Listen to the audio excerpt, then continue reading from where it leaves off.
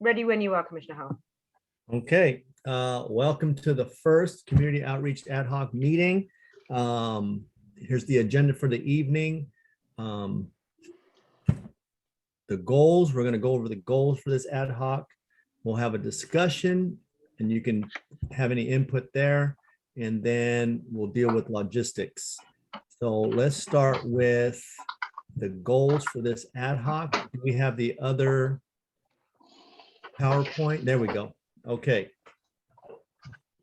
So the objectives and goals for this ad hoc are to increase public awareness and knowledge of the commission's work and ensure broad community voices, especially those most marginalized, are elevated.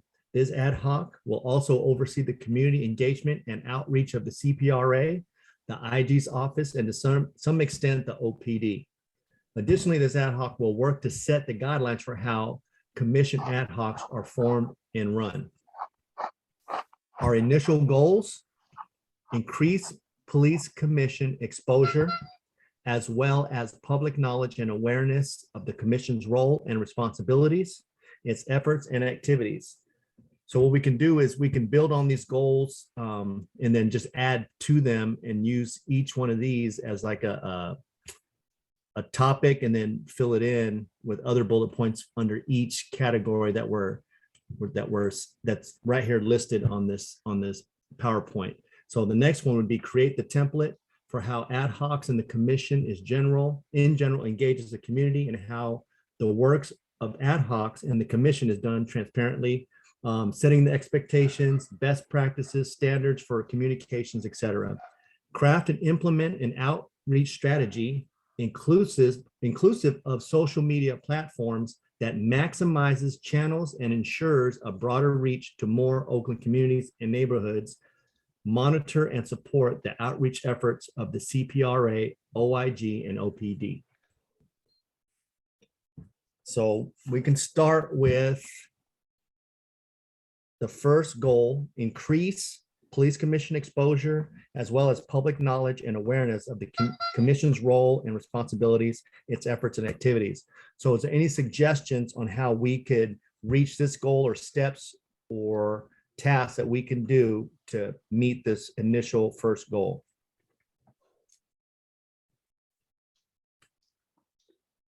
Is it just us? Is the public on, or there's nobody from the public? We actually have two members of the public, Mr. Okay. Ann Jenks and Miss Millie Cleveland, are on with us. Okay, all right. So are we gonna have, can they comment? Are they able to comment? Absolutely, the chat function is available, and if either would like to speak, if you raise your hand, I will unmute you my end.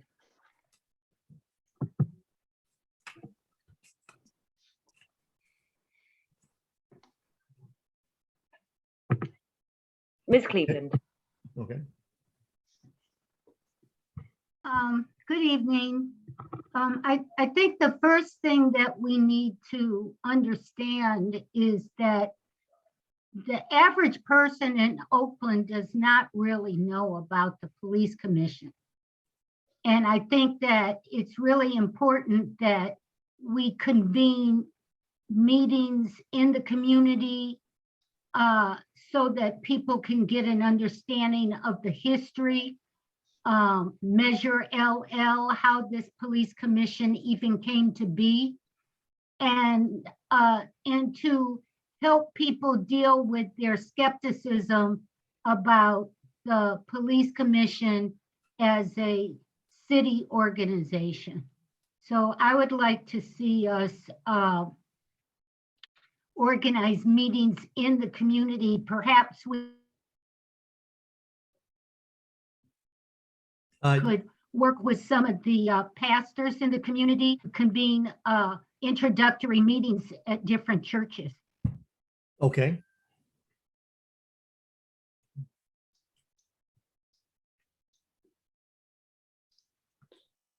And then just set up those meetings, and then, market them or promote them as introductory meetings. So everybody knows that when they go to this meeting, it's going to be an introductory meeting, so they can get the background, Measure LL, and then bring them up to speed on what we've done. Is that what you're saying, Ms. Cleveland? Yeah, I'm not saying limit it to churches. It could be other organizations that have some sort of, group participation. And I think that we should also focus in on different groups, ethnic groups, seniors, youth. Yeah. Okay, no, I like your ideas, seniors, youth. Okay, I like that idea. And then I think, You have the senior center in West Oakland. You have East Oakland Youth Development in East Oakland. You have a variety of churches. You have the Buddhist temple in West Oakland.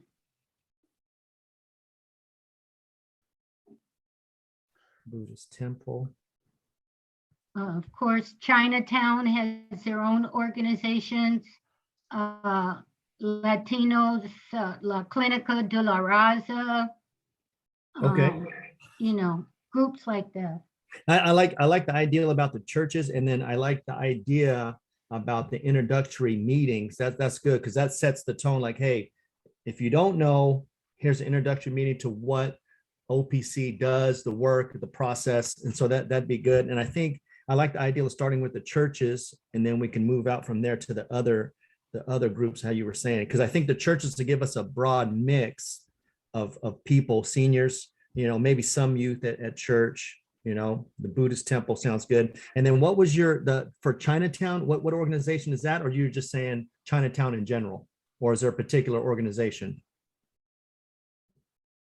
Well, I'm not familiar with specific organizations.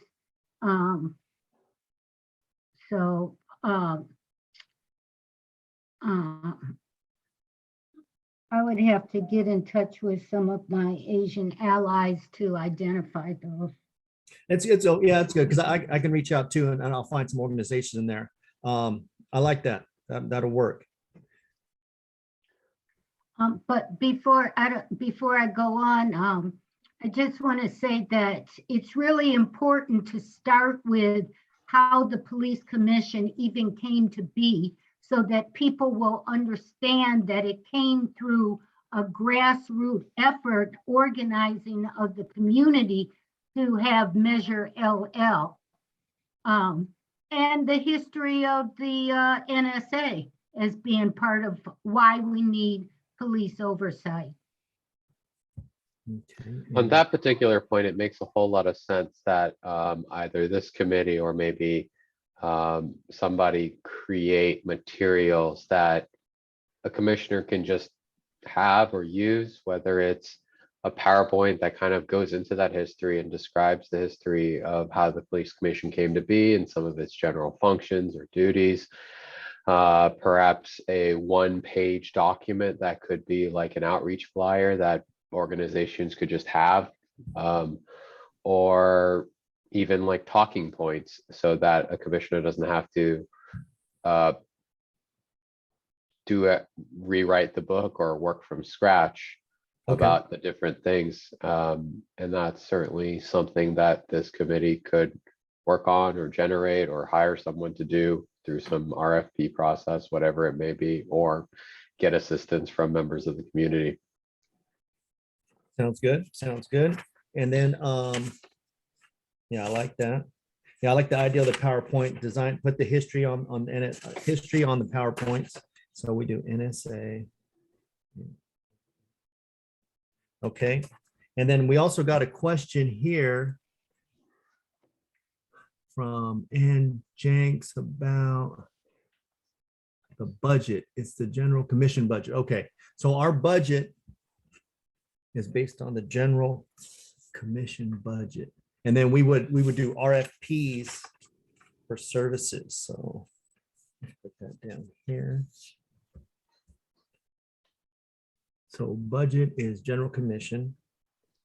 Well, I mean, I would also suggest that, I mean, if we had the kind of thing that Jesse was just describing is something that could easily be done in-house by, there's a lot of institutional knowledge still existing on the commission. There are also community members who worked on drafting LL that can be, brought in to sort of, if as I'm understanding it, we're looking to sort of develop something that is both informational around what is the commission currently and what it does and what its powers are, as well as a bit of a sort of historical narrative timeline around how we got where we are. There's, that expertise exists. And I think, are we just asking, like, putting it together in a sort of graphically pleasing package? Because informationally, that shouldn't be hard to put together. I don't think we need to. It would. It seems kind of crazy to me that we would have to put out an RFP to put together like a simple sort of like palm card flyer, or something of that nature, or just sort of a standard list of talking points. I mean, these things should also just live on our website. And we've also been talking to Aaron Zisser at CPRA about them providing us with some collateral, some materials that we can make available to folks in an outreach capacity. I mean, they have more staff and capacity for this kind of stuff. Not that they have a lot of staff and capacity, but it feels like that's the place to start, is collateral for CPRA, and then move forward. And it seems pretty reasonable that in that collateral there would be a certain amount of information about how we got where, because the CPRA sort of exists also additionally because of LL. So that sort of narrative can potentially live there, just Okay. sort of spitballing. Okay. So what I'm hearing is one of the first tasks or steps that we should take is the development of promotional materials. Mhm. Yes, and Okay. I would also probably, as part of that, maybe generate or create a list of organizations, commissions, boards, meetings, or churches, whatever, a running slate of community groups or meetings to present at, or to make sure that, there's a presentation at some point across every 3 years or 5 years, whatever it is, Okay. that we may want to focus on.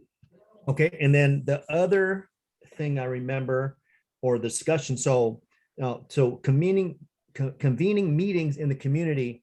Now, are we able to do that now, or COVID rules still have us attached to Zoom? Where are we at? I'm not sure what's up with that. Can we meet in the community, or it's still hot right now for COVID? I mean, as far as official meetings goes, it's really been back and forth, with sort of local, state, and federal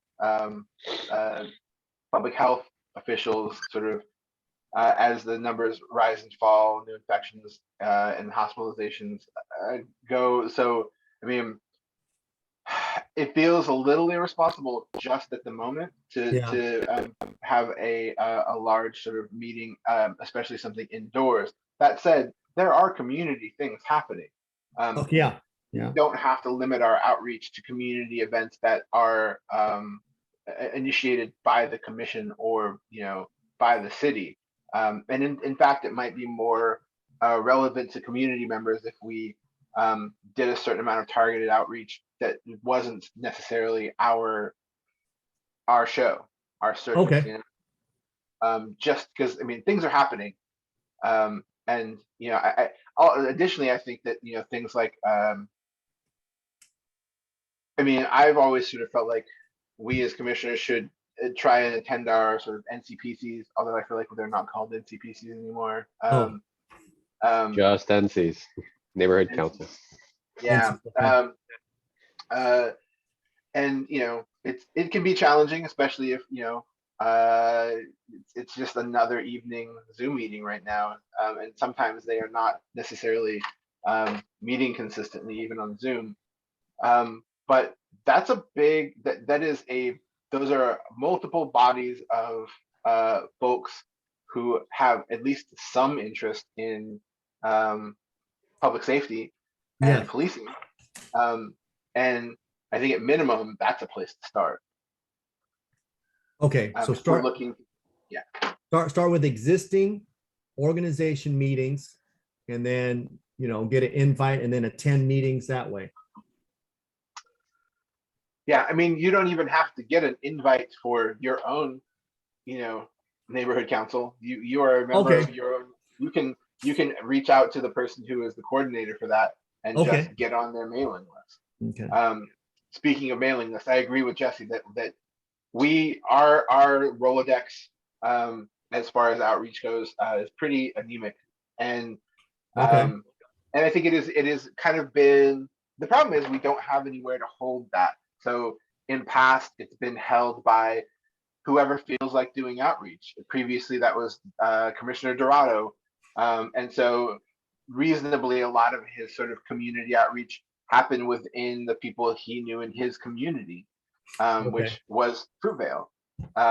And so I think that we need a better sort of maintained mailing list for who to reach out to, who to send, who we can send pertinent information to, and sort of like a mail, e-blast sort of mailing list E-blast, situation. okay. I mean, as much as I hate the idea of those things, it feels very impersonal, but it can be effective, and it's a thing that we had before COVID started. We were actually having conversations around, developing a lot more around our capacity around that specific piece, and that kind of went by the wayside a little bit with COVID. We were in negotiations to contract somebody to take that on. Okay. So when you're saying mailing it, you're just saying like e-blast, listservs. You're not saying physical, like post office mailing list, emailing.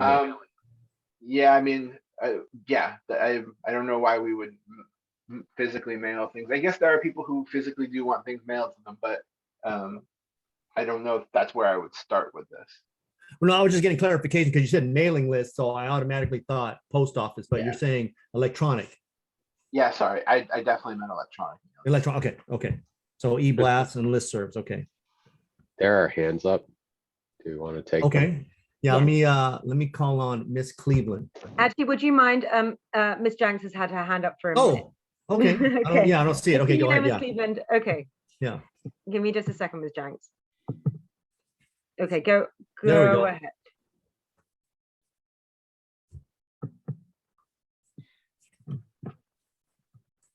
Good evening. I mean, I actually think that you need to have 3 functional lists, and 2 of them could be the same list, but with 2 different functions. You currently have a list of people who want to receive all of the notices from the police commission. Okay. It would be good, by the way, to have a button on the main page of the police commission webpage that says sign up to receive email notifications.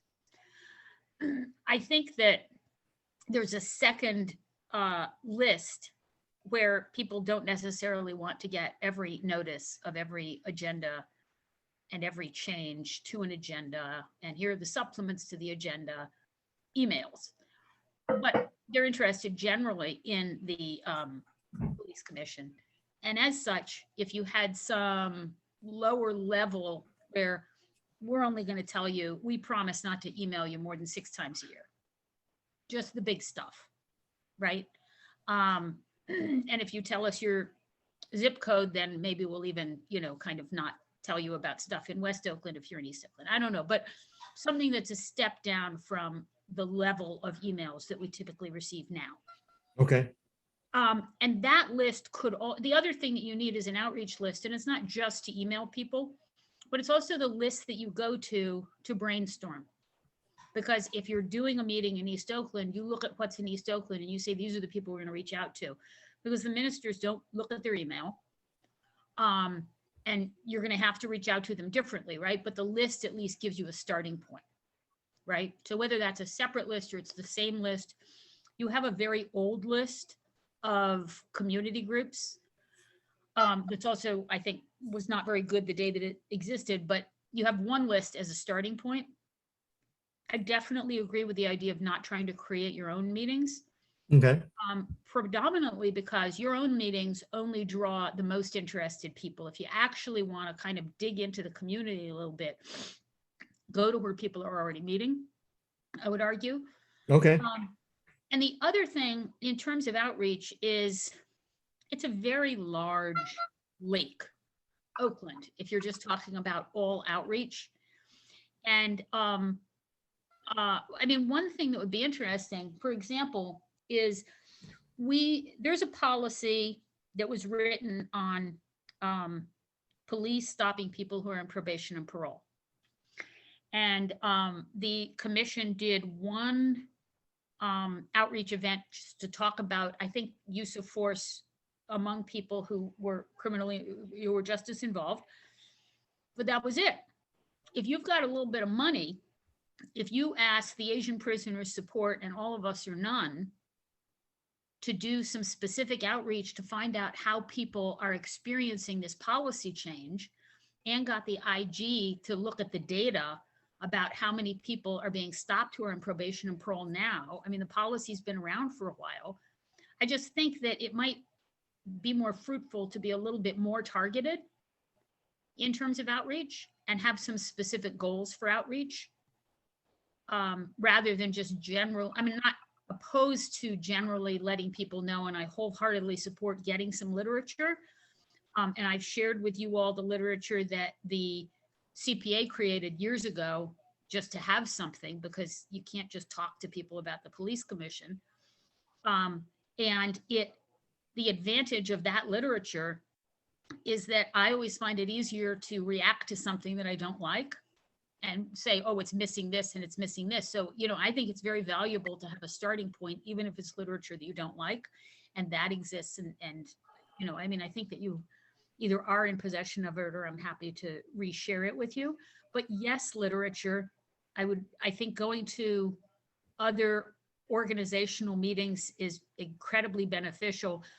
I would urge you to get on the agenda of the NCPC before you show up, because they tend to be a little shirty if you try to start talking and you're not on the agenda. They have their agendas. okay. Thank you. Yeah, so I like that idea. So you're saying like, it's, do the general stuff, but also have a more targeted objective and goal where we explain some policies that have been changed and then try to find out how people are experiencing that. So that could be, you're saying that'd be a way to do the outreach, just like tap into people and see how these new policies are affecting them. Is that what you're suggesting? Well, I was just using that one example because it's a very specific community. Yeah. You can impact. So, I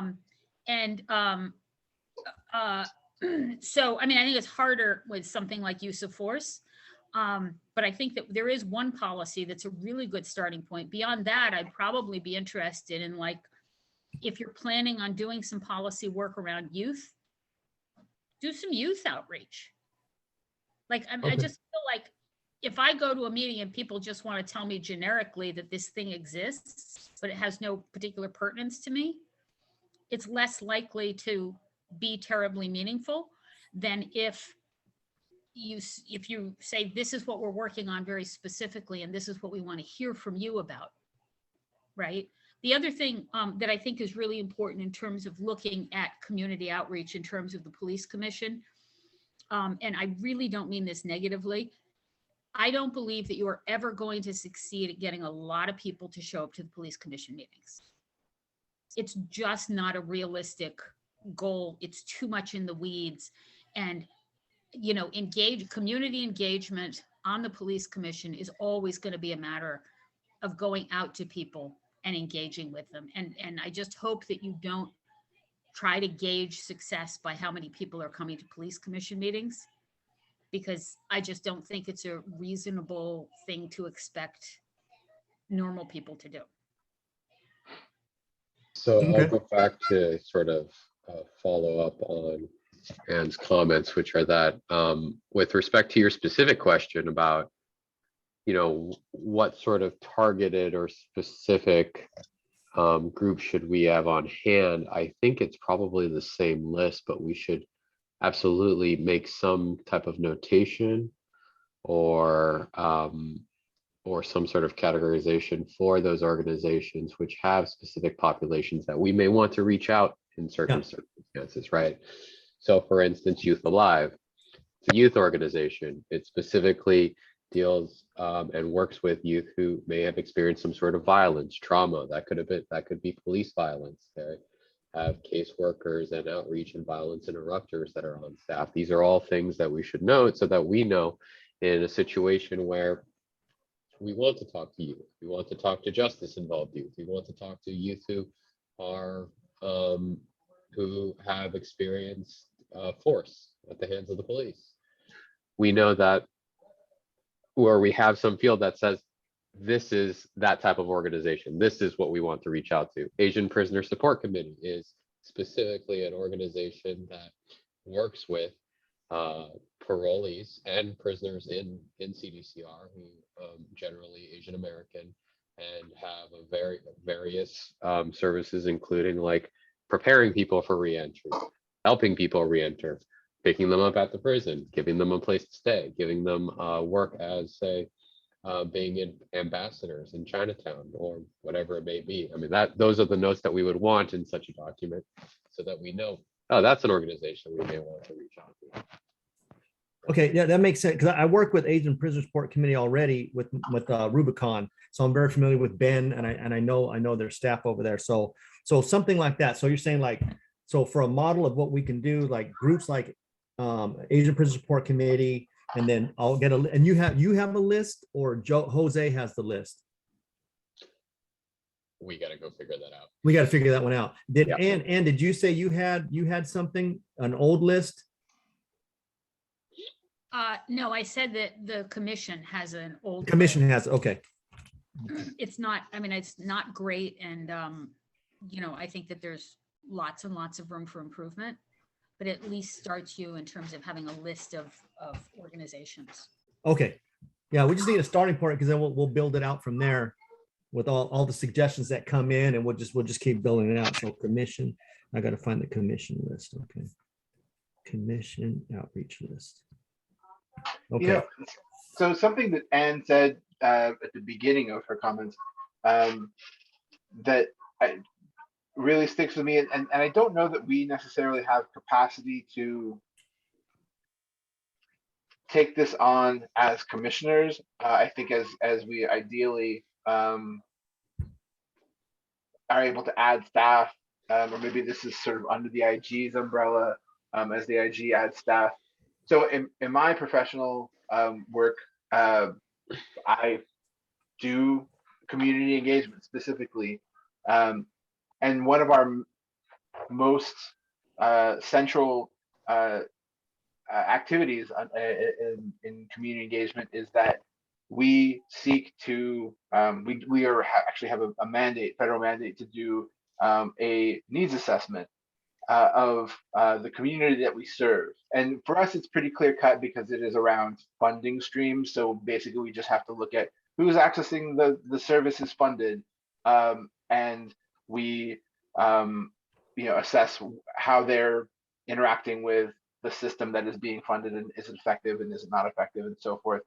But how that is pertinent to this is that because it's a very large system that has a number of funding sources, and it could be, it's thousands and thousands of people in San Francisco County.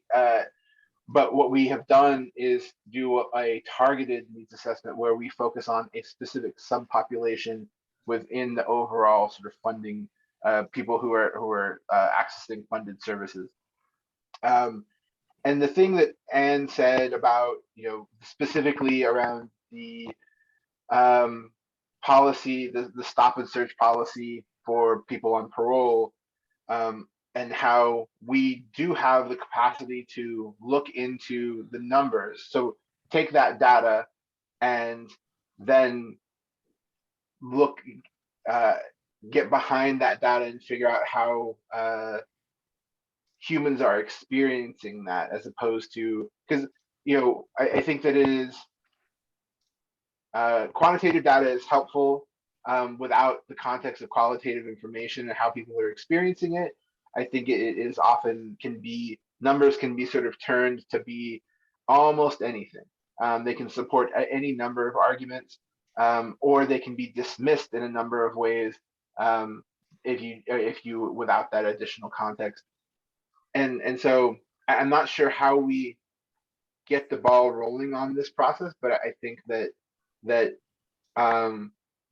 one of the main things that we need to be looking at doing is figuring out what our impact is, figuring out what the impact of the policies that we create, and, you know, review how those impact the community. And I think that's a challenging place to go, but I think it is. I think it really is. There needs to be a feedback loop for the work that we do. And I think that I can't speak for any other commissioners or anyone or any of the participants here, but I feel like for me, that feedback loop looks like, you know, often unsatisfactory reports from the department itself, wherein we ask for specific numbers and we often don't get them, or we wait a very long time to get them. And I think that quantitative information that we're getting from the department needs to be balanced out with qualitative information about how the community is actually experiencing policing, and specifically the policies that we are looking to review and or have already reviewed. I know that was a lot, but and this is a thing that this is maybe a subset of some of the other things, and maybe it has to be sort of pushed out, but I think that it's important enough that we should be planning for it and setting the groundwork for it for when we have money, when we have capacity, and maybe put that on the sort of, you know, the IG's radar. But that is a vital piece of community engagement as far as I'm concerned. So that being a vital piece of community engagement, you think this particular committee the role of this particular committee is to conduct that outreach and generate that reports, or be a resource for those ad hocs or for the commission to do that outreach? As like when they need to know, where do we go? Who do we talk to? Okay, yeah, that makes sense. I think it should go through this committee as a place for identifying where we should be targeting those kinds of outreach efforts. And maybe that is a place where we end up doing, like, having an RFP. We did it once before with Raheem that was specifically around use of force. I didn't necessarily feel like the methodology used by Raheem was the most effective. But or at least, I don't know if methodology wasn't effective. I feel like they applied a sort of targeted model, but then essentially said, but this is all of Oakland speaking, as opposed to sort of acknowledging this was very much targeted towards a specific population, and that should have been enough. I feel like we needed a little more oversight. The commission needed more oversight in how that thing was run. And at that stage, I don't think we had capacity for it. And I think in the future, we should have capacity to make sure that when we are paying a consultant to engage in that kind of outreach, that we have greater contact with them as it's running, and we we are more involved in what the final product looks like, without fouling it with our sticky little commissioner fingers unnecessarily, but still sort of taking a certain amount of ownership and a certain amount of responsibility for it. Because it felt like we basically said, hey, Raheem, do this. They wanted to do it. It was definitely a symbiotic situation, but we basically were like, hey, create this for us, bring us the results. And I don't think we had much, we took much of a role beyond that. Okay. All right. Ms. Cleveland, did you have your hand up earlier?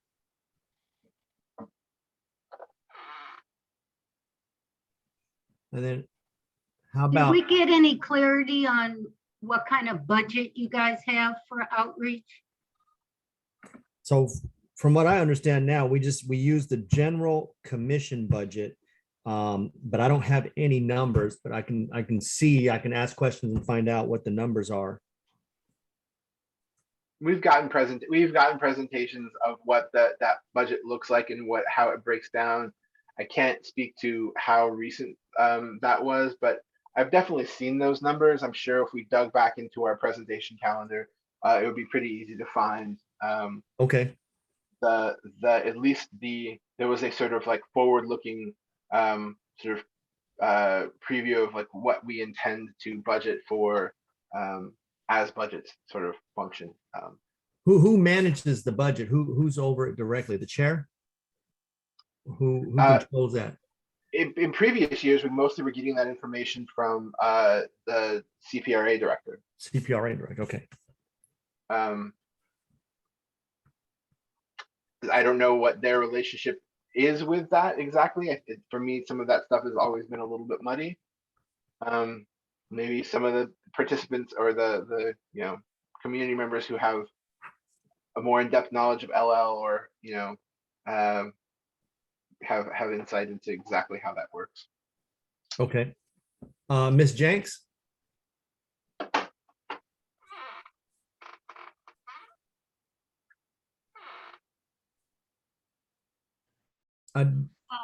So, Yeah. I mean, I think that what would have helped a lot with Raheem, as with most things, would have been transparency. I just remember taking the survey, and one of the questions was, do you agree that police should never be called in a mental health crisis? And so you're forcing me, the person who's like a massive advocate for alternatives to police in mental health crisis, saying no, because I don't believe there's a never, right? And if there'd been just a little bit more transparency around that process, I think that some of that feedback would have happened. I mean, I'm just going to urge you, there is a flyer. And again, you may have deep concerns with the flyer, but it's a starting point about the policy that was developed on the probation and parole. And I'm a strong believer in doing something. And in the doing, I think that you learn more. And what I really like about the probation and parole policy is it's very, very specific and targeted to a group. And it's well past time to find out whether the police are actually dialing back on how many people on probation and parole they're stopping.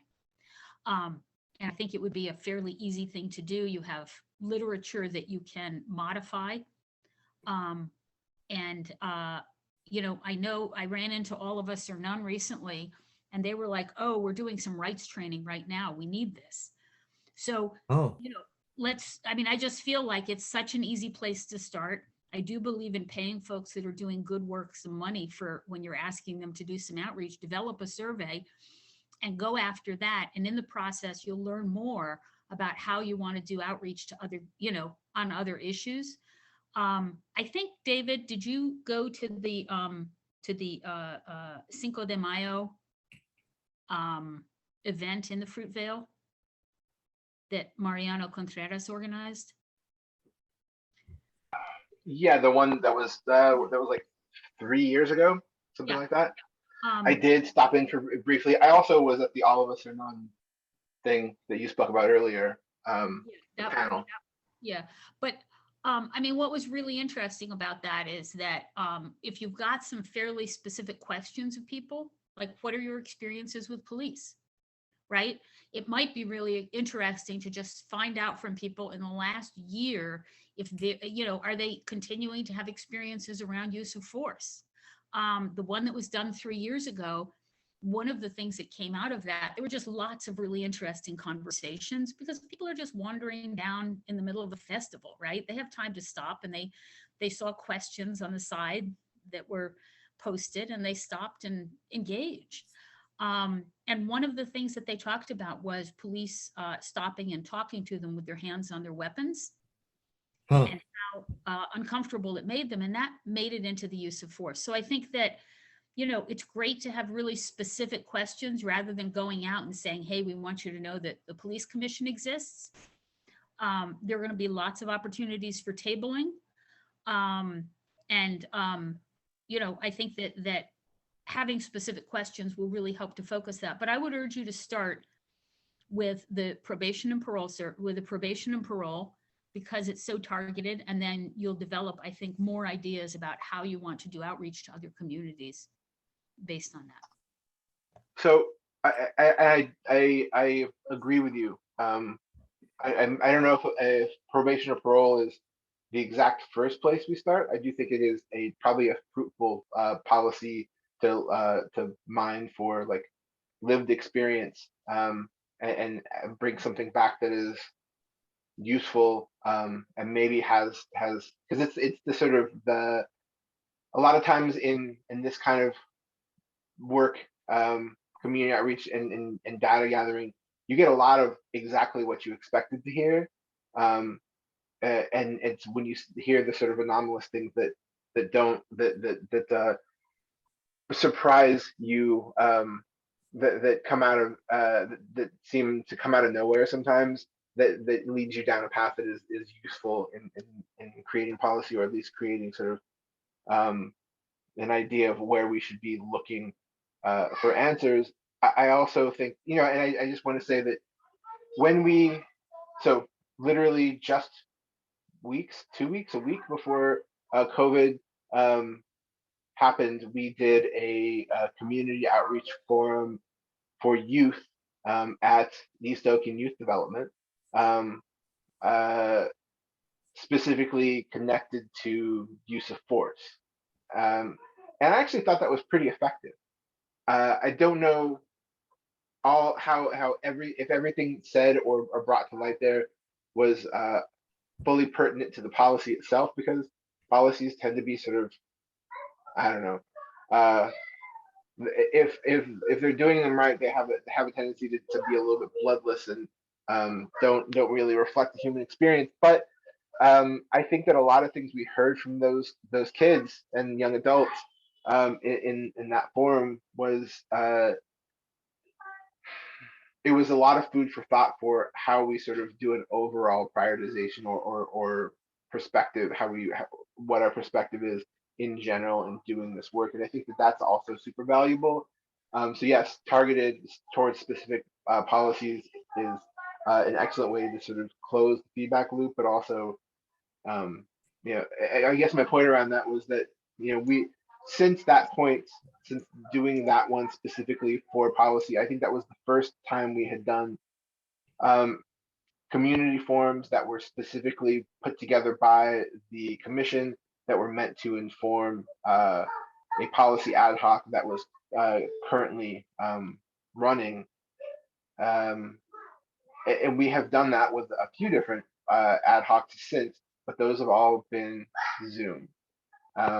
And they've been pretty weak. And I think that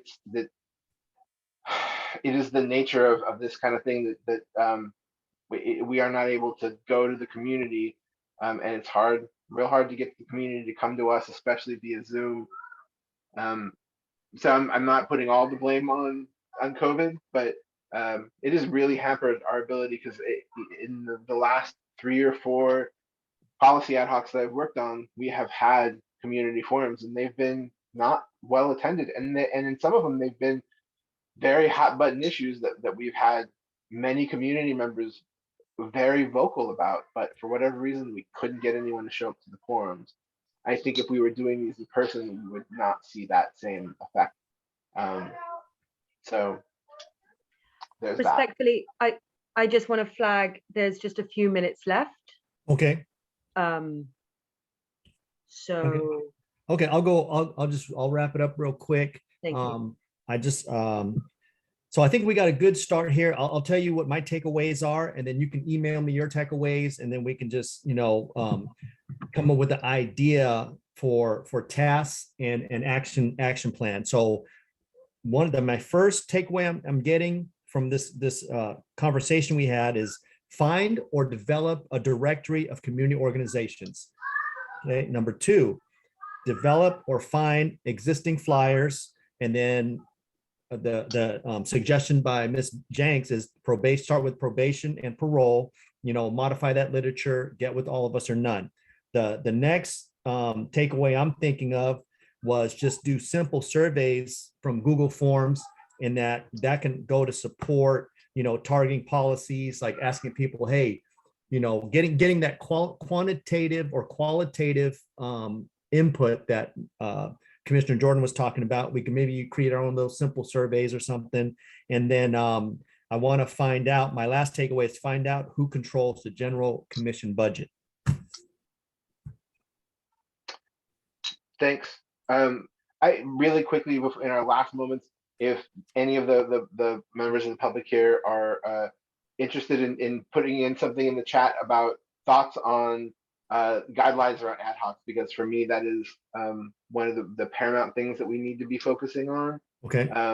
And I know we're out of time, but if they can put it in the chat, put it in the chat. If not, they can email us, because our emails are all right there. Plus, I presume those people who are here definitely have our emails. I know that CPA drafted guidelines. Thank you, Anne. And that, we definitely looked those through, and those are going to be factoring into our decision making. I just was wondering if folks had any additional ideas that were super important. Yeah, I think based on our limited time now, it would be short shrift to try to cram them into the few minutes, and perhaps we should just take it up at the next meeting or so, or give it a full meeting to really talk about and discuss. Okay. And then, so, yeah, all right, that sounds good. Yeah, let's do that. Or they can email, feel free to email and send us the information on your thoughts and the takeaways. And we'll pick it up where we left off at the next meeting. All right, everybody good? Okay, let's call it a day. Thank you very much. Wait, how Right. often, Oh, say, what how happened? often are you meeting? Every other week. Every other week.